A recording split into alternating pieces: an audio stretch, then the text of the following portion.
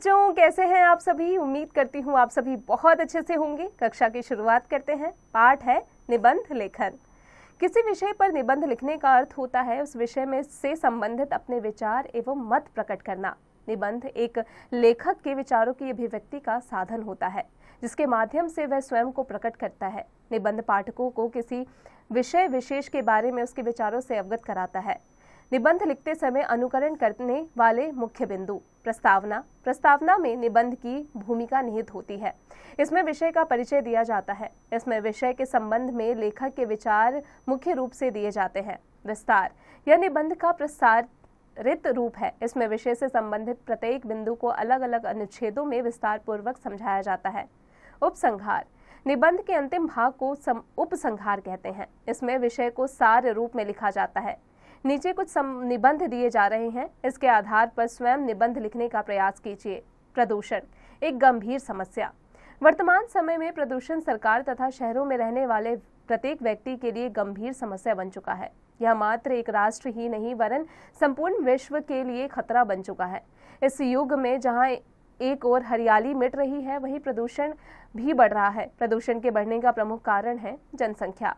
आज बढ़ती हुई जनसंख्या के कारण खेतों के स्थान पर हर ओर मकान बने हुए दिखाई दे रहे हैं।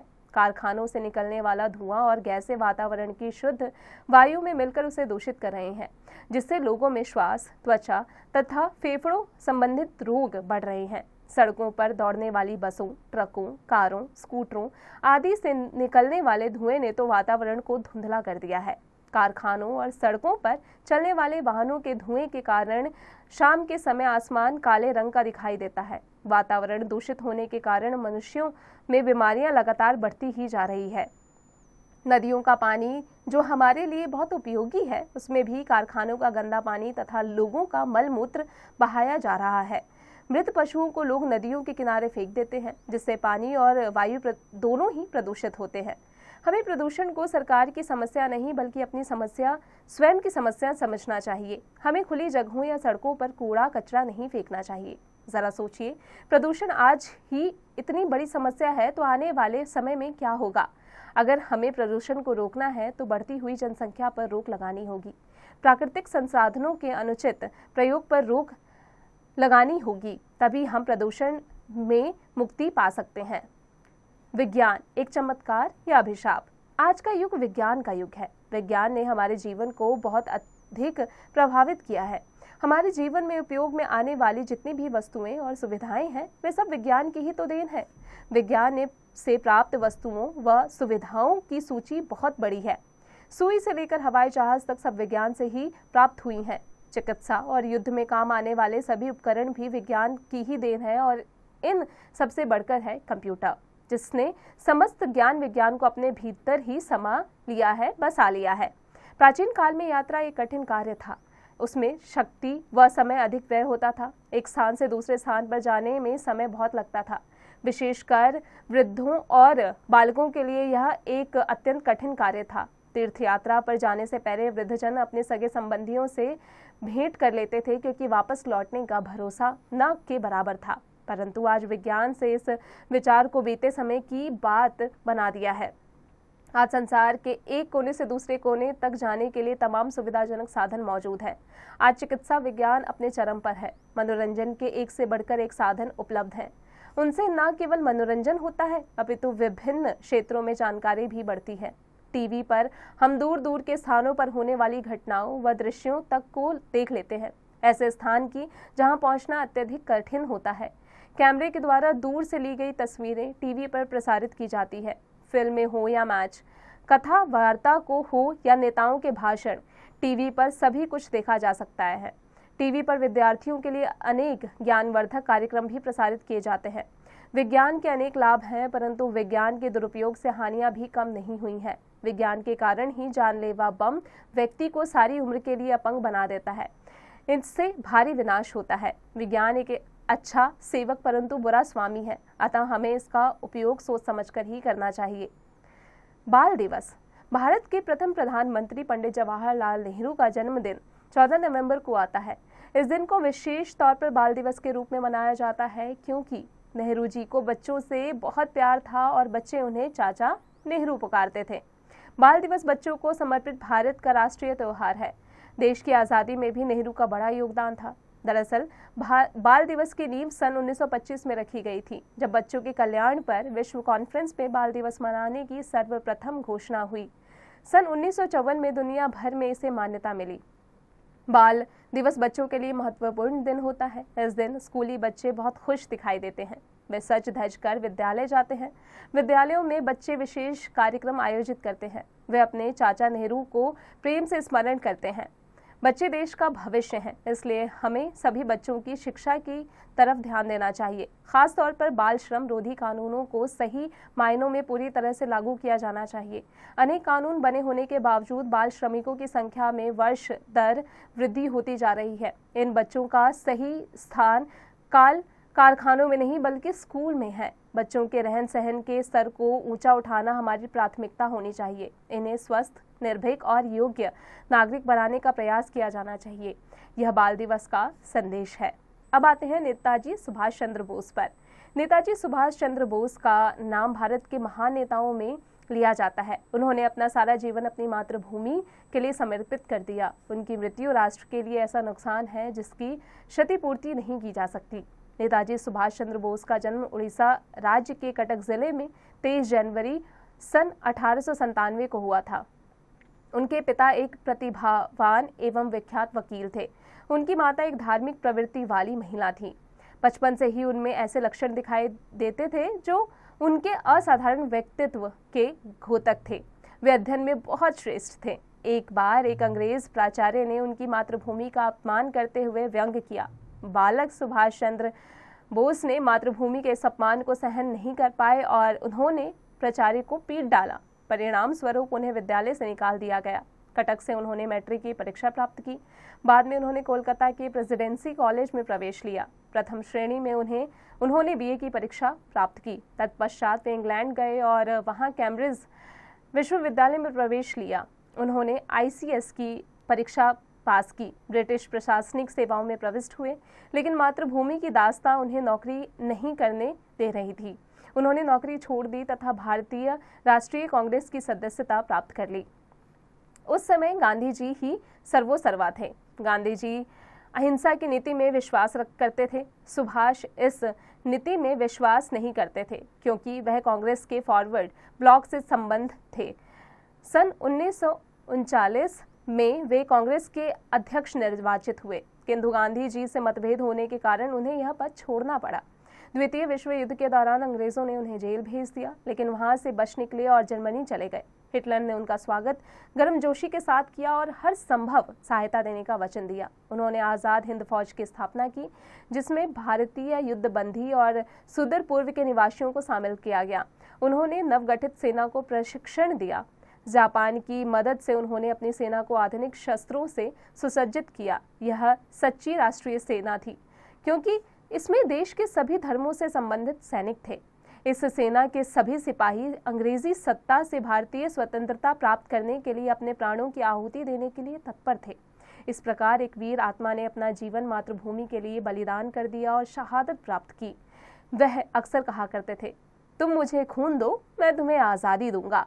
वह एक चमकते सितारे और भारत माँ के महान सपूत थे। खेलों का महत्व। स्वस्थ शरीर प्रकृति का अमूल्य वरदान है। स्वस्थ शरीर में ही स्वस्थ मन का निवास होता है। जीवन में यदि शिक्षा से बुद्धि का विकास होता है तो खेलों से शरीर का। हमारे जीवन में खेलों का बहुत अधिक महत्व है। खेलों से स्वस्थ शरीर और स्वस्थ मन प्राप्त किया जा सकता है। खेलने से हमारे शरीर में स्फूर्ति और ताजगी आती है। यह एक प्रकार का व्यायाम भी है जो हमारे शरीर को मजबूत और सुगठित बनाता है। खेल दो प्रकार के होते हैं, खुले मैदान में खेले जाने वाले खेल तथा घर के अंदर खेले जाने वाले खेल। घर के बाहर खुले में मैदान में फुटबॉल, क्रिकेट, हॉकी, बास्केटबॉल आदि अनेक प्रकार के खेल खेले जाते हैं। घर के भीतर खेले जाने वाले खेलों में शतरंज, कैरम बोर्ड, लूडो, सांप सीढ़ी आदि कई प्रकार के खेल होते हैं। कैरम बोर्ड, शतरंज, लूडो जैसे खेलों से जहां हमारा मानसिक विकास होता है, वहीं क्रिकेट, फुटबॉल, हॉकी आदि से हमारा शारीरिक विकास होता है। हमें पढ़ने के साथ साथ खेलने का समय अवश्य निकालना चाहिए। लगातार पढ़ने से दिमाग और मन दोनों ही थक जाते हैं, इसलिए विश्राम करने के लिए तथा तरोताज़ा होने के लिए भी अत्यंत आवश्यक है कि हम खेल खेलें। अतः जीवन में खेलों के महत्व को स्वीकार कर इसका लाभ उठाना चाहिए। कंप्यूटर। आज कंप्यूटर हमारे जीवन का महत्वपूर्ण अंग बन गया है। जीवन के सभी क्षेत्रों में कंप्यूटर का प्रवेश हो गया है। विज्ञान के इस युग में कंप्यूटर की उपयोगिता बढ़ती चली जा रही है। विद्यालयों में प्राइमरी कक्षाओं से ही कंप्यूटर की शिक्षा दी जाने लगी है। अब कंप्यूटर अत्यंत उपयोगी साधन बनता जा रहा है। कंप्यूटर के आविष्कार ने आज साधारण से लेकर उच्च व्यक्ति तक को प्रभावित किया है। कंप्यूटर वास्तव में क्या है? यह एक यांत्रिक मशीन है। यह अत्यंत तीव्र गति से कम समय में अधिक से अधिक काम कर सकती है। गणना के क्षेत्र में इसका विशेष महत्व है। चार्ल्स बवेज अपने पहले आविष्कारक थे जिन्होंने गणित की गणना के लिए यह मशीन बनाई। कंप्यूटर मानव का एक ऐसा सहयोगी सेवक है जिसे मनुष्य जितना और जैसा गणना का काम करने को कहता है, यह उतना और वैसा काम कुछ ही समय में पूरा कर देता है।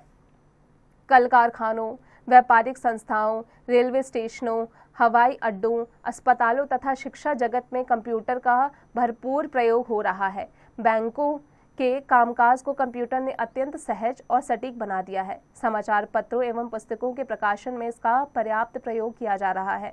कंप्यूटर संचार का महत्वपूर्ण साधन है। कंप्यूटर नेटवर्क ने विश्व के समस्त देशों को आपस में जोड़ दिया है। इंटरनेट द्वारा कंप्यूटर से कहीं भी संदेश भेजना और प्राप्त करना सरल हो गया है। अब कार्यालयों में फाइलों के ढेर लगाने की आवश्यकता नहीं रह गई है। छोटी सी जगह में हजारों सीडी रखी जा सकती है। चिकित्सा क्षेत्र में कंप्यूटर वरदान बनकर आया है। रोगों का निदान करने, शल्य क्रिया करने तथा अंग बदलने में कंप्यूटर बहुत सहयोग करता है। सच है, आधुनिक युग में कंप्यूटर के सहयोग के बिना जीवन की कल्पना करना असंभव लगता है। बढ़ती कीमतों की समस्या। भारत में मूल्य वृद्धि के तथ्य ने हाल ही में विश्वव्यापी सापेक्षता प्राप्त की है। यह समस्या अनेक वर्षों से चिंता जगाती रही है और सरकार के लिए मूल्यों को स्थिर रखना कठिन रहा है। बढ़ती कीमतें निर्वाह व्यय बढ़ाती है, श्रमिक असंतोष को जन्म देती है, धन वितरण में असमानता पैदा करती है, लोगों की बचत शक्ति को पंगु बना देती है तथा निर्यात पर कुप्रभाव डालती है। उत्तरोत्तर बढ़ती कीमतों ने भारत में निश्चित आय समूहों तथा समाज के कमजोर वर्ग के लोगों के जीवन स्तर को लगातार क्षति पहुंचाई है। मूल रूप से बढ़ती कीमतों की समस्या वस्तुओं की खरीद के लिए अत्यधिक धन होने की समस्या है। उसके कारणों से दोषपूर्ण नियोजन, बढ़ता उपभोग, घाटे की अर्थव्यवस्था की ओर बहुत ज्यादा झुकाव, गतिशील मूल्य विनिमयन नीति का अभाव और अंतिम किंतु महत्वपूर्ण है जमाखोरी और मुनाफाखोरी जैसे समाज विरोधी प्रवृत्तियों का शामिल होना। जब इन क्षेत्रों के अभाव दूर नहीं होते, कीमतें स्थिर नहीं होती, आवास समस्या जैसी नई समस्याएं भी आवश्यक वस्तुओं की कीमतें बढ़ाती है। उत्पादकों का कहना है कि कच्चे माल की कीमतों में वृद्धि हुई है, इसलिए लागत मूल्य में भी बढ़ोतरी हुई है। इसी तरह लोग कर चोरी, जमाखोरी, मुनाफाखोरी या ऐसी कई अन्य भ्रष्ट कारगुजारियों से धन जमा कर लेते हैं। अपने इस धन को उपभोक्ता वस्तुओं पर गलत ढंग से खर्च करने के अलावा कोई अन्य रास्ता नहीं पाते। दूसरी ओर कर रोपण नीतियों ने भी कीमतों को रोकने के लिए बजाय उनकी तीव्र वृद्धि को उकसाया है। आयात कर, सीमा शुल्क एवं बिक्री कर का कीमतों पर प्रभाव बहुत अधिक रहा है, जबकि युद्ध और अकाल जैसे प्राकृतिक आपदाएं बाधा न डालें। उपयुक्त कारकों को इस प्रकार नियमित करना चाहिए कि कीमतों पर उनका प्रभाव नियंत्रित सीमा में रहे। वास्तविक सुधार तो तभी आएगा जब जनता समाज विरोधी तत्वों को अनुचित लाभ उठाने से रोकने के लिए सरकार का साथ देगी।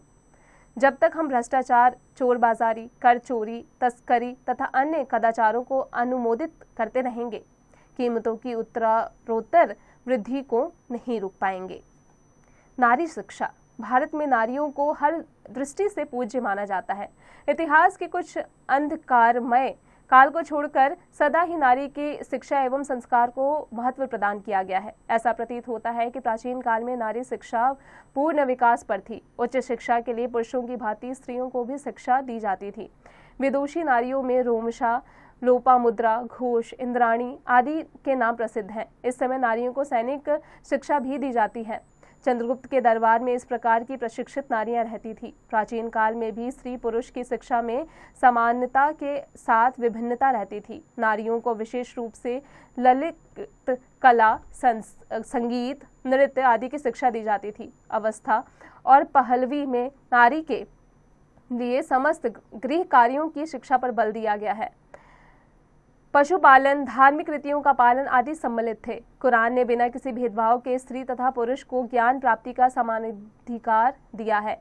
ईसाई धर्म आध्यात्मिक स्तर पर स्त्री पुरुष को समान देखता था, किंतु उच्च शिक्षा के लिए स्त्री को नन यानी भिक्षुणी का जीवन व्यतीत करना होता था।